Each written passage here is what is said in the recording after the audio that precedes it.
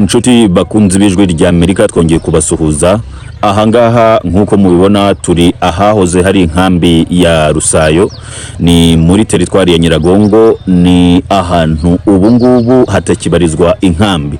Impunzi zose zabarizwaga muri inkambi zasubiye mu bice zaturutsemo.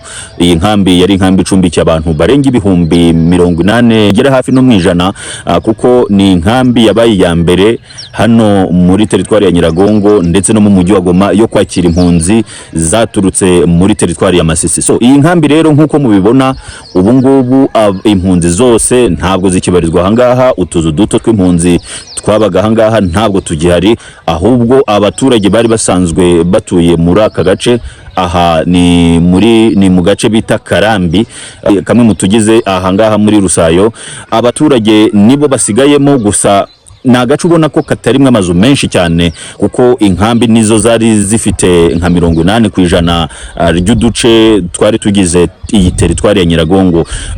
Abantu bakibarizwa mu ngumu nabari basanzwe batuyemo. Akazi ubona ko kakomeje nk'ibisanzwe, nubwo bitari nka mbere. Abaturage twavuganye bavuga ko kugeza ubu ngubu bigoye cyane, kuko bari bamaze kumenyera ubuzima bwo kubana n'izo mpunzi zose zari ziri muri aka gace.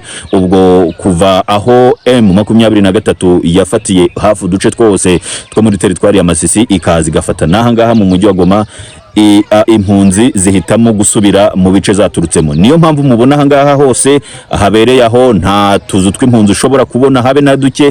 Ndetse ikindi kigaragara nuko na za toilette cyangwa se amawese yabarizwaga muri iyi nkambi nayo atakibamo. Ibi bikaba bitera impungenge cyane ku buzima bw'abaturage, kuko ubwo imirwano yasatiraga muri ibi bice habayeho ubujura, abantu biba ndetse n'ibikuta n'inyubako z'amawese n'inyubako z'amashyirahamwe yazaga gufasha izi mpunzi ahangaha mu nkambi.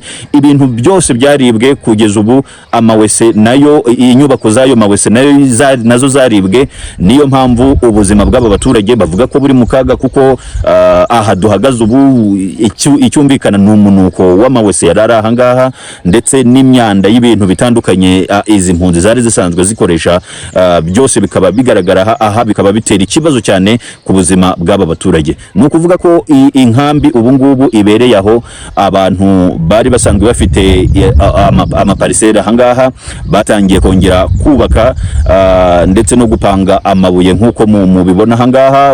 Abari basanzwe bafite amaparisera bongeye kuyubaka, kuko ayo maparisera yose yari amaze kubakwamo utuzu tw'impunzi. So ubuzima ahangaha rero burakomeje. Abaturage bamwe nubwo bagifite ubwoba, ariko ubuzima muri rusange burakomeje. Ikigaragara ni amazu y'abaturage bari basanzwe batuye ahangaha akigaragara muri aka gace, ndetse n'ibindi bintu bitandukanye. Ibikorwa bya leta nka biro z'ubuyobozi bwa leta nazo zirafunguye. Abantu ubona ko basubiye mu buzima bwa mbere yuko ahangaha haza impunzi.